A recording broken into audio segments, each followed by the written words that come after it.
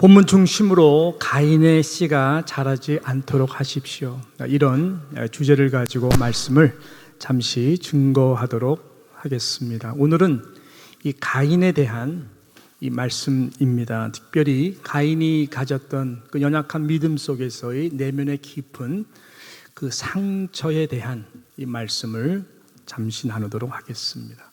여러분, 상처는 반드시 하나님 앞에서 솔직하게 다루어져야 됩니다. 그리고 그 상처는 성령의 타치로 말미암아 반드시 치유되어야 합니다. 그렇지 않고 상처를 여러분께서 방치해 두시거나 또한 이 상처를 어떻게 다룰 줄 몰라서 그냥 덮어두시거나 이렇게 하면은 문제가 되는 것이, 상처는 가만히 있는 존재가 아닙니다. 상처는 어떤 모양으로 자라나게 되어 있기 때문에, 더 커지게 되어 있기 때문에 상처는 다뤄져야 된다라고 하는 것이죠. 상처는요, 아래로는 시간의 흐름에 따라서 깊은 내면의 쓴뿌리로 끊임없이 깊이 자리를 찾아 내려가고 있습니다. 또 상처는 위로는 여러분의 상한 감정으로 발전되도록 계속해서 상처는 여러분의 감정을 부추깁니다. 그리고 외적으로는 상처는 어느 그 순간에 무언가 상처와 연결이 될 때는 우리는 너무나 연약한 존재이기 때문에 이것이 분노로, 때로는 성격 장애로 나타날 때가 너무나 많기 때문에 아주 위험한 요소인 것이죠. 이 무엇보다 더 심각한 문제가 있습니다. 그것은 영적인 것입니다. 영적인 하나님과의 이 모든 관계에 더욱더 나아가서는 우리는 예배를 드리지만 예배마저도 하나님이 받을 수가 없는 이 예배자가 된다고 하는 것, 너무나 슬픈 것이죠. 뭐냐면은 상처는 가만 놔두면요, 이것이 이렇게 뿌리를 내리고 이것이 여러분의 감정을 장악하고 또 분노가 계속 일토록 만들기 때문에 하나님과의 영적 관계를 다 막아버립니다. 이것이 너무나 참 위험한 요소인 것이죠. 그러므로 이 상처는 하나님의 말씀 앞에서 우리는 이 상처가 반드시 다뤄져야 되고, 또 성령의 타치로 말미암아 그 상처가 십자가 앞에서 치유가 되어야 된다라고 하는 것이죠. 바라기는 성령께서 오늘 이 귀한 말씀을 통하여 하나님께서 우리 모두에게 은혜를 베풀어 주시사 우리의 마음을 열게 해주시고 부드럽게 하게 하여 주시고, 우리 마음속에 혹 상처들이 있다면 조명케 하게 하여 주시며, 이것이 하나님의 은혜로 오늘 치유받는 그런 은혜가 우리 가운데에 부어지기를 진심으로 소망합니다. 여러분, 가인은 인류 첫 태생의 열매입니다. 이 부분을 한번 깊이 여러분 생각해 보십시오. 가인은 인류 첫 태생의 열매이다. 여러분, 첫 태생의 열매, 이것은 하나님이 주신 참으로 귀한 언약적 선물이 아닐 수가 없습니다. 특별히 오랜 시간 동안에 자녀를 갖지 않았던 아담과 하와에게는, 특별히 에덴 동산으로부터 쫓겨난 이후에 과연 우리에게 미래가 있을까, 내일이 있을까, 다음 세대가 있을까 했던 저들에게는 이 첫 태생의 열매를 하나님이 주셨다라고 하는 것은 굉장한 감사의 은혜의 부분인 것이죠. 자, 그래서 오늘 본문 1절에 보게 되면은 그 감격이 이 말씀 가운데 표현되고 있음을 우리는 보지 않습니까? 자, 어떻게 말씀합니까? 1절에 보니까 아담이 그의 아내 하와와 동침하매 하와가 임신하여 가인을 낳고 이르되, 뭐라 그래요? 내가 여호와로 말미암아 등남하였다. 그때부터 아들 낳은 게 좋은가 봐요. 아무튼 등남하였다 하면서 굉장히 성경은 이것을 등남하였다 하면서 기쁨으로 표현하고 있는 것입니다. 뭐 딸이든 아들이든 하나님 첫 번째 주신 열매니까 아무튼 하나님께서 아들을 주신 것입니다. 얼마나 기쁘고 감사했을까요? 하나님께서 하신 것 보니까 하나님께서 주신 거예요. 그런 축복 속에 태어난 이 가인임에도 불구하고 우리는 가인이 이제 자라고 어느 정도 성인이 된 다음에 오늘 말씀 내용을 보게 되면 이미 잘 아시는 내용이죠. 뭔가가 건강하게 자라지 못했구나. 그의 자아상과 그 내면에 상처가 많았네. 이런 것들이 그가 그 특별히 하나님과의 대화 속에서 드러나고 있고, 외적으로 또 동생 아벨을 때려쳐 죽인 첫 살인의 열매를 봐서도 우리는 알 수 있고, 그 다음에 하나님에 대해서 그가 표현하는 여러 말들을 보게 되면 이 내면의 상처투성이었구나 라고 하는 것을 우리는 발견하게 되는 것이죠. 자, 그래서 우리가 좀 깊이 이 말씀을 좀 봐야 되는데요. 왜 이렇게 됐을까? 하나님의 축복 가운데에 등남한 첫 인류의 태생의 열매임에도 불구하고 왜 이렇게 됐을까? 몇 가지로 좀 추측을 해보면서 우리가 좀 말씀을 보기를 원합니다. 첫 번째로 보니까 비교 대상, 이 비교 대상이라고 하는 이 비교 의식 속에서 낳은 참 상처 열매구나라는 것을 볼 수가 있습니다. 이게 무슨 말일까요? 이 비교 대상, 이 두 가지 측면에서 볼 수가 있는데, 첫 번째는 이게 뭐냐면은 이 가인에게는 태어나서부터 어느 정도 자랄 때까지 비교할 수 있는 다른 대상이 없었다라고 하는 것입니다. 왜냐하면 첫 태생이었고 유일한 존재였기 때문에 그런 것. 주변의 이웃 가정이나 동료 친구들이 없었습니다. 다른 가정은 어떻게 지내나, 그런 걸로 인해서 우리 아담 하와가 부모님이 얼마나 좋은 분인가, 어떤 분인가 이 비교할 수 있는 그런 비교 대상의 존재가 없었다라고 하는 것이죠. 그러다 보니까는 아담과 하와가 무지 잘해줬을 거예요. 왜냐하면 하나님이 주신 첫 번째 아이고, 또 이 아이를 보면서 얼마나 신기했겠어요. 와, 정말 우리 닮았네. 예, 그러면서 이 가인이 특별히 다음 세대로 이어가기 위하여 부족하지만 아담과 하와가 정성을 들이고 최선을 다해서 이 가인을 길렀을 것입니다마는, 가인은 혼자 자라면서 이것이 얼마나 큰 축복이고 감사할 만한 조건인지를 비교할 대상이 없다 보니까 그냥 당연한 거, 그냥 감사가 무엇이 감사인지도 모르고 축복이 축복인데 무엇이 축복인지 모르면서 그런 연약한 부분이 있지 않나 생각하는 것이죠.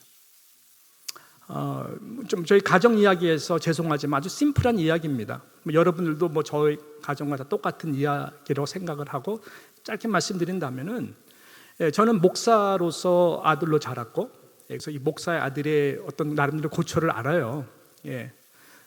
정말 가난하게 자랐으니까. 그래서 제가 목사로 헌신하고 다음 우리 아이들을 생각할 때에 내가 줄 수 있는 게 세상 물질적인 풍요로움에서는 완전히 다 포기를 했죠. 당연하죠. 목사잖아요. 목사기 때문에 아이들한테 한국에서 아이들 키우면서 좋은 아파트, 좋은 차, 이거는 불가한 것입니다. 근데 아이들은 얼마나 그 비교하면서 자라겠어요. 그렇지만 그런 부분에서는 아내와 함께 이야기할 때 우리에게 줄 수 있는 거는 물질적인 아이들로 하여금 풍요로움은 우리가 없지 않느냐. 무엇을 줄 수 있을까? 하나님의 은혜를 주신다면은 아이들 안에 참 우리 부모님이 나를 많이 사랑한다. 그 사랑의 풍요로움을 주기를 원했고, 그걸 주기 위해서 나름 아내와 나름 전략적으로, 의도적으로 또 무의식 가운데에 그것만 부어주자 했어요. 그 다음에 당연히 신앙이겠죠. 근데 신앙은 사람의 뜻으로 되지가 않아요. 또 하나님의 은혜를 주기를 바라는 그 부분은 우리가 항상 하나님 앞에 기도를 많이 했고, 또 그때마다 지혜롭게 신앙으로서 어떻게 이런 상황에서 잘 교육을 해야 될까, 그런 부분들은 나름 원칙을 가지고 키워왔습니다. 근데 아이들이 아나요? 잘 모르죠. 그런데 감사한 것은 청소년 시기를 지나고 그다음에 아이들이 대학생이 되고 나름대로 이렇게 쭉 주변을 보니까 말하는 것이 뭐냐면은, 엄마 아빠 우리가 주변에 보니까 부모님들이 많이 이혼했어. 그리고 아이들이 다 이야기를 들어보면은 너무나 아빠한테 엄마한테 상처가 많은 이야기들을 많이 해. 그런 이야기를 많이 해요. 그러면서 하는 말이 우리 가정은 잘 몰랐는데 되게 화목하네. 참 감사하다는 말을 해요. 그래서 그때 아내랑 하나님께 감사했어요. 우리가 비록 풍요로움은 못 줬지만 그래도 이러한 화목이라고 하는 그 사랑의 선물을 주려고 많이 노력했는데 아이들이 비교를 하면서 그래서 감사로 고백하는 것이 굉장히 감사했어요. 그러니까 신앙 부분도 나중에는 하나님께서 은혜를 주셔서 이렇게 해결해 주시더라고, 조금씩. 이게 무슨 말일까요? 내가 감사할 수 있는, 비교할 수 있는 뭐가 있다는 것은 축복이죠. 그래서 우리 아이들이 보통 단기 선교 어렸을 때 가면 갈수록 좋은 것이 새로운 경험과 눈이 띄어지거든요. 같은 나이 또래에서 열악한 가운데서 막 무너져가는 교회에서 비 맞으며 예배를 드리고 찬양하고 그 다음에 그 가운데서도 기뻐하고 예수님 사랑하는 모습을 보면은 이야, 내가 이 미국 뉴욕에서 얼마나 이미 받은 축복, 그것을 깨닫게 될 때에 아이들이 비교하며 감사하는 것처럼 이것은 축복인데요. 반대로 내가 감사하지 못하도록 비교하는 것들, 이거는 악한 사단이 주는 거거든요. 그래서 지금 있는 상태가 너무나 감사하고 지금 있는 상태가 너무나 큰 축복인데 그것을 보지 못하도록 하는 것이죠. 여러분, 이 부분을 잘 여러분께서 이 비교 의식 가운데에 구분하셔야 됩니다. 할렐루야. 예, 할렐루야. 예. 지금 이 가인의 문제는 이런 부분에서 비교 대상이 없다라는 것이죠. 그러니까는 자기 중심이죠. 이렇게 자란 아이들은 spoiled brat이라고 영어로 말하죠. 그래서 되게 이기적인 아이로 자라날 경우가 많습니다. 모든 것이 다 자기 중심의 생각입니다. 뒤틀린 자기 중심의 생각이 세계관이 되고 가치관이 되죠. 인생관이 되고 때로는 이것이 신앙관까지 돼서 비틀리다 보니까 복음을 만나지 않으면은 나중에 다 교회를 떠나버리는 경우가 있는 것처럼 가인이 그렇게 자라난 것이죠. 그러던 가인에게 잘 보십시오. 유일하게 비교할 수 있는 대상이 생겨납니다. 누굴까요? 예, 바로 동생인 아벨인 것입니다. 보니까는 아벨이 어린 동생인데 이 자기와 비교할 수 있는 대상이 생겼어요. 이것이 감사로 말씀한 것처럼 상대적 박탈감이 아닌 상대적 감사함으로 오면 참 좋겠는데 이게 역이 돼가지고 역으로 상대적 박탈감으로 가인에게 오는 거예요. 왜? 아벨은 자라면서 참 신앙의 중심이 있어 보이는 모습. 그러니까 아담과 하와가 볼 때에 하나님을 경험한, 하나님의 사랑을 경험한 아담과 하와의 고민도 다음 세대 아이들이 신앙을 잘 지켜나가는 건 아니겠어요? 근데 가인을 볼 때마다 이게 뭔가가 너무, 근데 아벨을 보니까 아벨은 마음의 중심이 보여. 그러니까 얼마나 이뻤겠어요. 그럴 때마다 부모님이 어쩔 수 없이 미소를 보내잖아요. 칭찬도 할 거 아니에요. 이것을 보는 가인의 마음은 어땠을까요? 상처죠. 어떤 마음이 들어요? 우리 부모님은 아벨을 더 사랑해. 나는 인정 안 해주고 아벨은 인정해주네. 마음이 건강하지 않으니까 상처가 더 깊은 상처를 낳는 것입니다. 이것이 감정으로 개입되다 보니까 계속 그 부분에 대해서 미움이 생기는 것이죠. 누구에게? 아벨에게. 또 부모님에게. 그러니까 이미 이 미움은 이미 살인까지 간 거예요. 예수님 말씀처럼. 조금 잘 설명이 되고 있습니까? 그렇기 때문에 요셉의 형제들이 그렇게 요셉을 잡아 죽이려고 했던 그 죄의 결과, 그 모습을 우리는 이미 가인과 아벨이라고 하는 이 가정의 스토리에서 보게 되는 것이죠.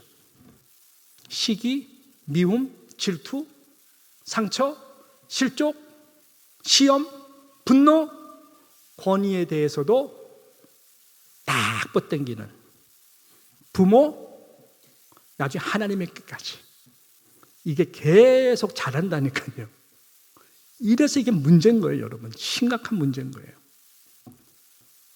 자, 그러니까는 그놈의 신앙, 믿음까지도 마음의 시험에 딱 되니까는 마음이 닫혀버리는 것이죠. 이런 자아를 병들게 한 요소가 아닌가 생각을 하는 거예요. 이미 살인하는 거예요. 미움이 가득 차니까.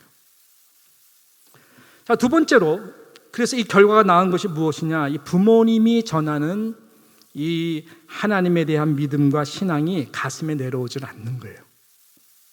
전수가 안 되는 거예요. 이것이 뿌리가 내려져야 이 뿌리의 깊은 상처가 치유가 될 텐데, 복음으로 인해서, 하나님의 사랑으로 인해서 이게 안 되는 거예요.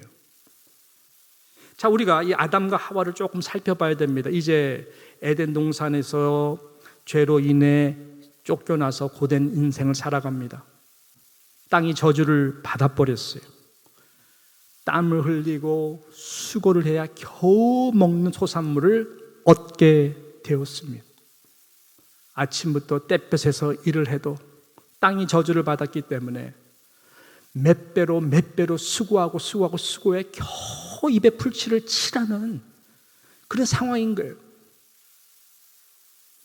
그러면서 마음속에는 당연히 자녀의 신앙교육,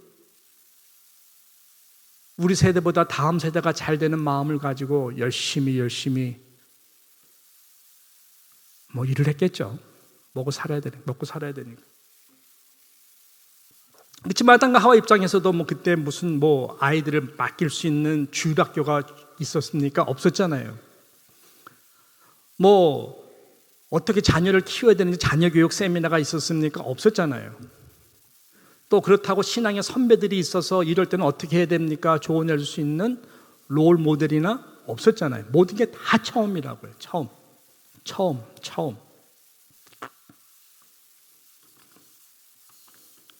이런 상황 속에서 아담과 하와가 가인도 그렇고 아벨에게 신앙 교육할 수 있는 유일한 것은 구두로 전승하는 신앙이죠. 기록된 말씀이 없으니까. 구두로 무슨 말일까요? 앉혀놓고 얘들아, 너희들이 태어나기 전에 실은 원래 엄마 아빠는 에덴 동산이라고 하는 곳에서 오랜 시간 동안 사망, 죽음을 경험하지 않고 하나님과 친밀하게 살았단다.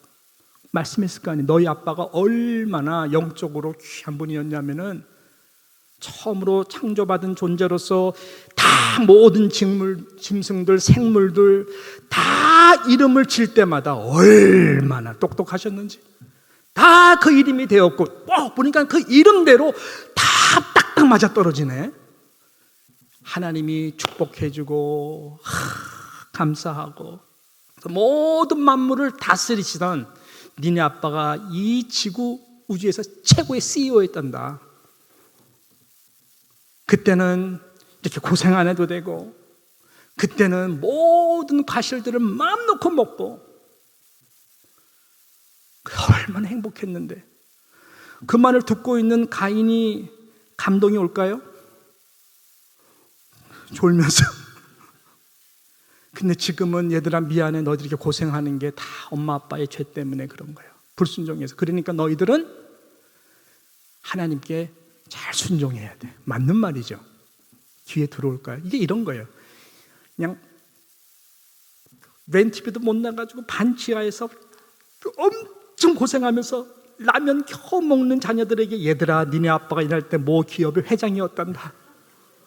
그때는 자동차가 몇 개고 냉장고가 10개고 여기 가도 식모 저기 가도 식모, 엄마는 손가락 까딱 안 해도 다 아줌마 이거 만들어 그럼 다 만들어주고, 야 드라마 저거 이상이었단다. 근데 니네 아빠가 쫄딱 망해가지고 지금 이렇게 반지 너희들이 라면도 못 끓이고 먹는, 미안해 엄마 아빠가 실수해서 그런 거. 그럼 자녀들이 은혜 받아요? 예? 더 상처죠. 나는 아무 잘못 없는데 부모님 때문에 내가 이렇게 고생하는구나, 개고생하는구나 생각하면서 더 부모님에 대해서 깊은 상처로 대들걸. 지금 가인이 지금 그런 거예요. 가인이 지금 그런 거예요. 그러니까 하나님한테 대들지.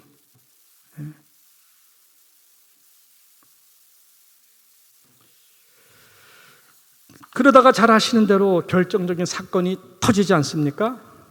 4장 3절, 4절, 5절 우리 같이 함께 보겠습니다. 세월이 지난 후에, 자 그렇게 잘한 거예요.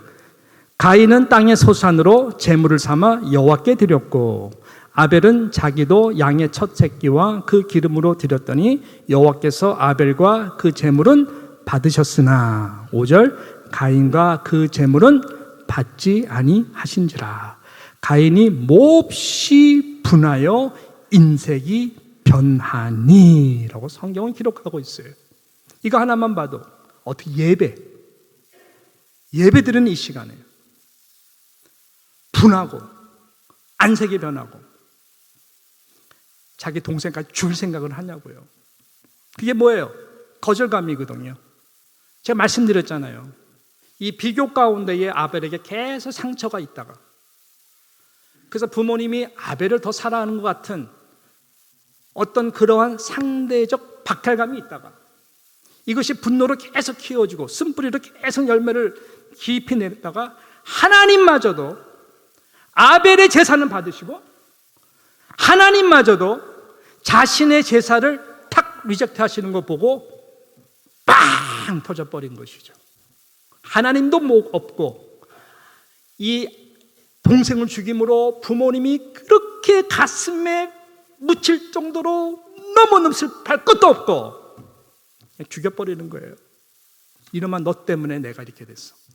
모든 피해의식, 모든 정가의식을 이 죄의 결과로 여러분 이 아벨에게 돌리는 것입니다. 너무나 이해가 돼요.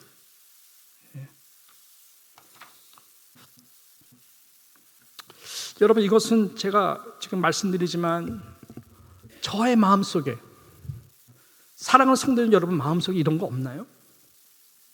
예? 없나요? 혹시 발견된다면 여러분 꼭 해결하셔야 됩니다.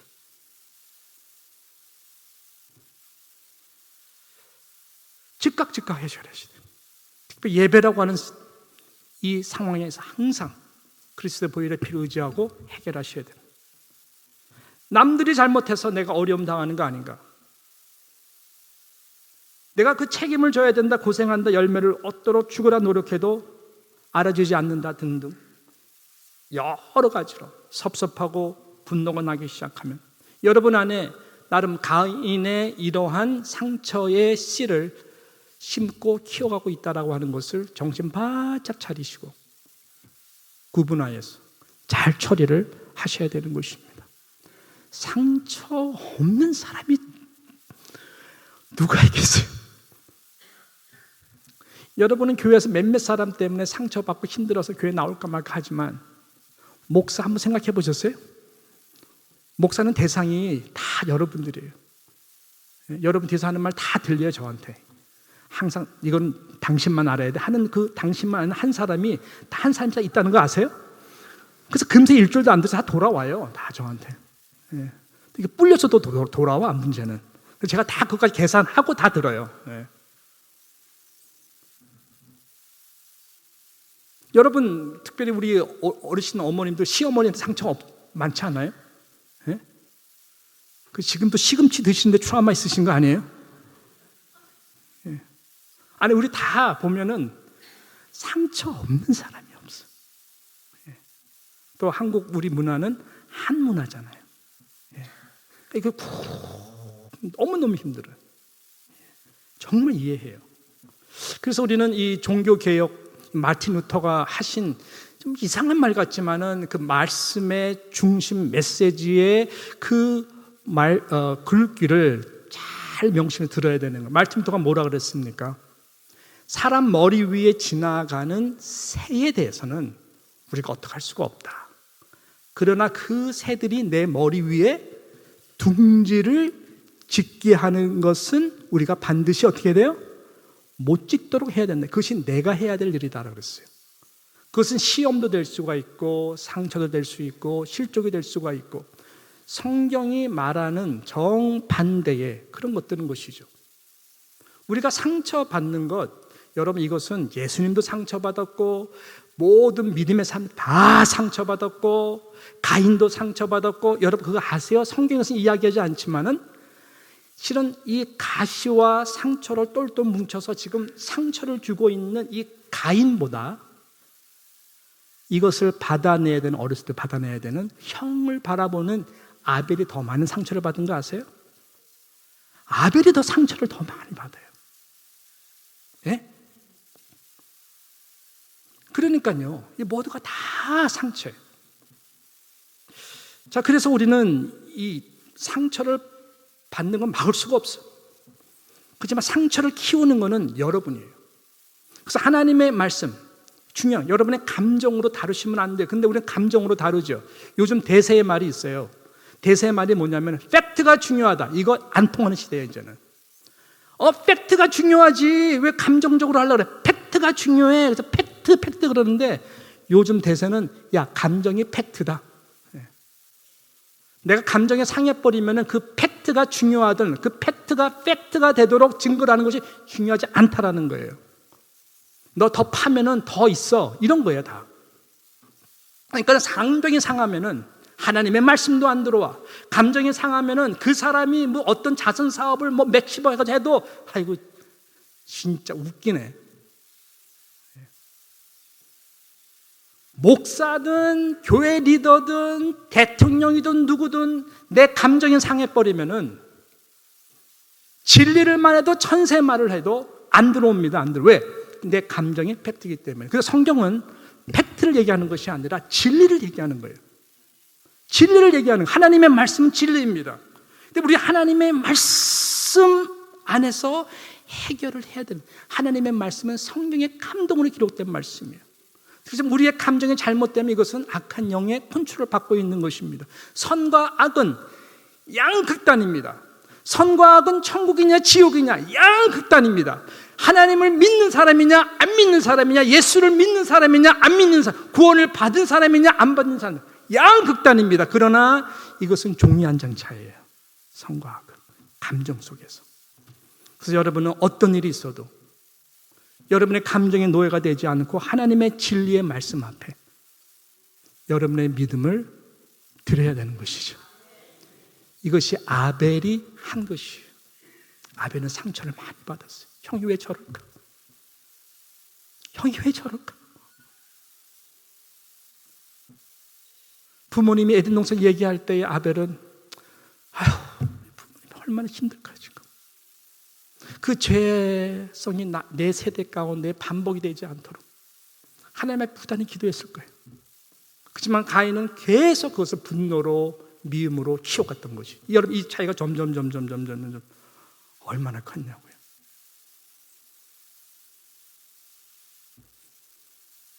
아벨은 그래서 이 제사라고 하는 세팅에서 어떻게 했을까요? 이 양에게 나의 모든 상처를 전가시켰어요.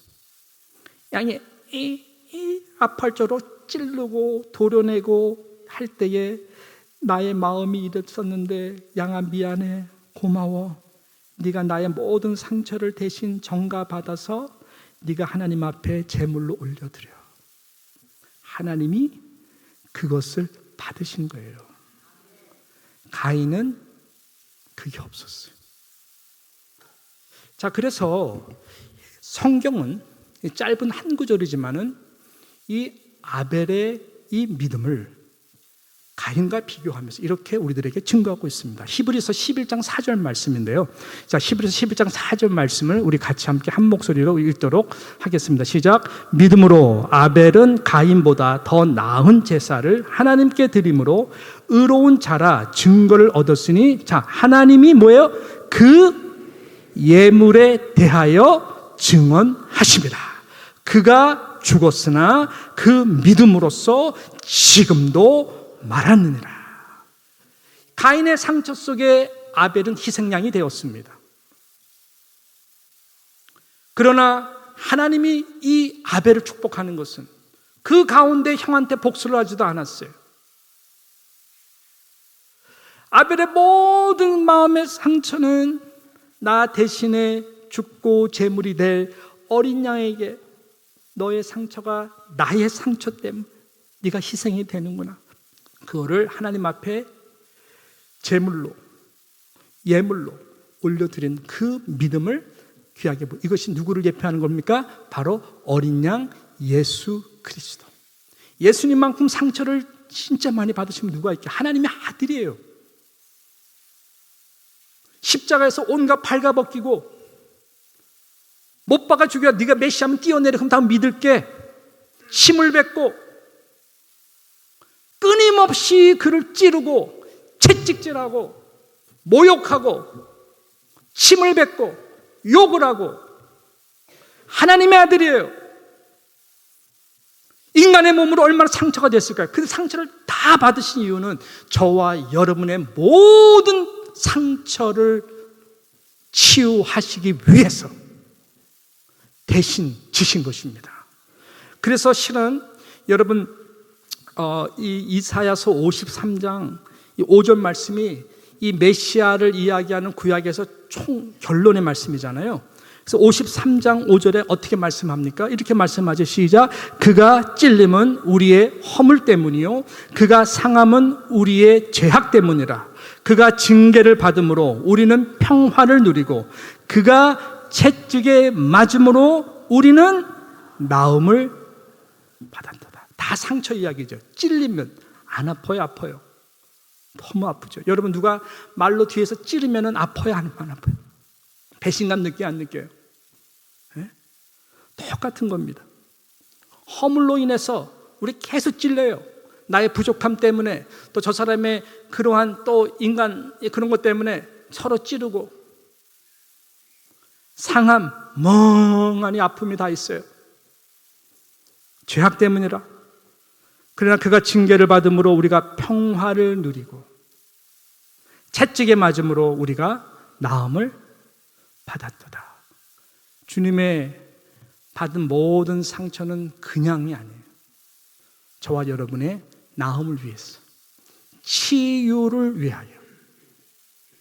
상한 심령으로 시험받아 살지 말라고 예수님이 대신 상처로 꽉 막혔던 모든 부분을 모든 번제로 단번에 이 아벨의 예물과 같이 뻥 하고 탁 놓으신 거예요. 주님은 야, 내가 의롭다 말씀하시는 것이 너의 아픔을 내가 안다.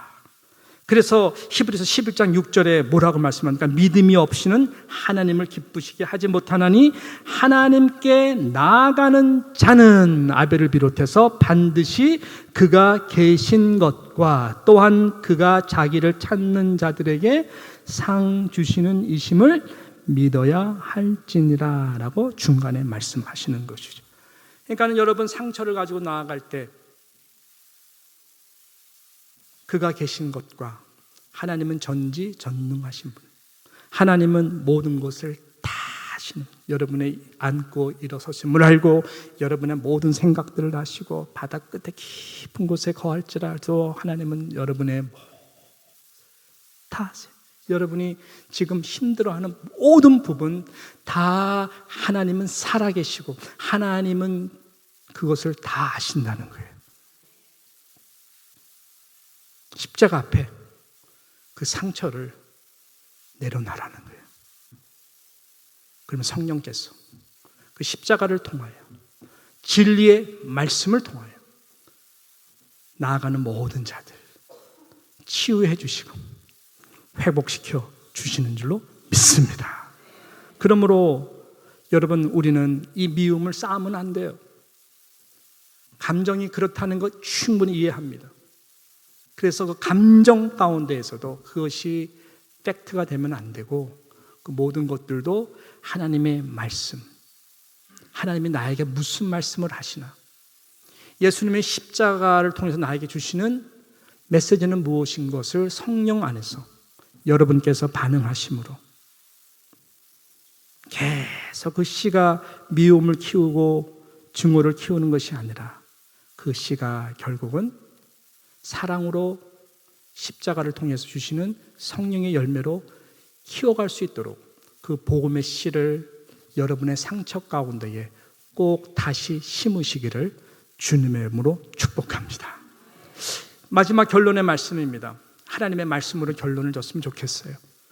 보니까는 요한 1서 3장에 보게 되면은 이 사랑의 사도 요한이요, 이 가인과 아벨을 비교하면서 너무나 귀한 말씀을 우리에게 증거하고 있습니다. 자, 요한일서 우리 3장 9절, 10절, 11절, 12절 말씀인데요.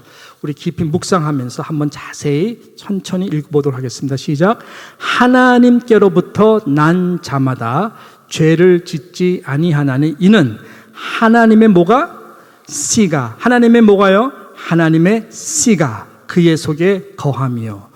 그도 범죄하지 못하는 것은 하나님께로부터 났습니다. 말씀이에요. 무슨 씨를 심느냐? 중요하죠. 가인의 씨는 안 돼요. 아벨의 씨를 심어야 돼요. 그 예수 그리스도의 희생 제물 대신 십자가의 복음에 씌인 것입니다. 10절. 이러므로 하나님의 자녀들과 마귀들의 자녀들이 드러나나니 무릇 의를 행하지 아니하는 자나 또는 그 형제를 사랑하지 아니하는 자는 뭐예요? 하나님께 속하지 아니하니라. 너무 중요한 말씀이죠. 11절.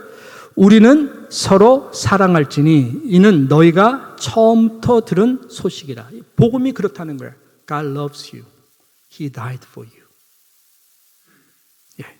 그래서 12절 보세요. 12절 뭐라 그래요? 가인같이 하지 말라. 그는 악한 자에게 속하여 그 아우를 죽였으니 어떤 이유로 죽였느냐? 자기의 행위는 악하고 그의 아우의 행위는 의로움이라. 가인같이 하지 말라. 그는 너무 정당한 상처와 분노로 내 성격이 원래 이래. 죽여버린 거예요. 뭐 부모고 뭐고 하나님은 없어. 근데 이게 보니까 그는 악한 자에게 속하여라고 성경은 마지막으로 결론을 짓습니다. 이것이 무서운 거예요. 선과 악은 분명해요. 하나님의 자녀들 결국 열매, 마귀의 자녀들의 결국 열매. 너무나 분명해요. 우리 이 사회에서 왔다 갔다 할 수 있어요. 그 성경은 우리의 싸움은 혈과 육이 아니라 그래요. 여러분들은 혈과 육에 매여 있어요. 감정에 매여 있어요. 성경은 절대로 혈과 육이 아니라 그러거든요. 원수까지도 사랑하라 그러고 혈과 육이 아니니까 그 원수가 누구의 지배를 받고 있습니까? 악한 영의 지배를 받고 있잖아요. 그렇기 때문에 우리는 가인같이 하면 안 된다. 우리는 내가 죽더라도 아벨의 씨, 예수 그리스도의 십자가의 어린 양의 씨, 그래서 나를 대신해 죽으신 바로 그 어린 양에게 모든 피 흘림의 상처, 채찍 있지만 늘 대신해서 나를 위해서 죽으시고 나의 상처가 치유되도록 하기 위하여 나의 상처를 아시는 모든 우리 하나님 앞에서 우리는 이 복음의 씨, 성령의 씨를 끊임없이 뿌려야 이것이 놀랍게 계속 내 쓴뿌리 속에 들어가 뽑아내고 우리의 모든 감정이 성령의 기쁨과 사랑의 감정으로 승화시키며 분노가 아닌 중요할 때 우리 화목제물이 되는 하나님께서 하나님의 자녀에게 주신 사랑의 열매들을 맺어가게 될 것입니다. 다음 주면은 고린도전서 13장 말씀을 암송하며 나아갈 것입니다. 목적이 있는 말씀이에요. 올해 폐호도 그렇고 박형원 목사님 첫날 주신 말씀도 그렇고 여러분 이것은 하나님이 저에게 사랑하는 모든 성도에게 주시는 귀한 말씀인 것입니다. 우리 모두가 치유받기를 소망합니다. 예배의 자리에서 치유받기를 소망합니다. 그래야 하나님이 받으시는 예배가 되기 때문에 그렇습니다. 잠시 기도하도록 하겠습니다.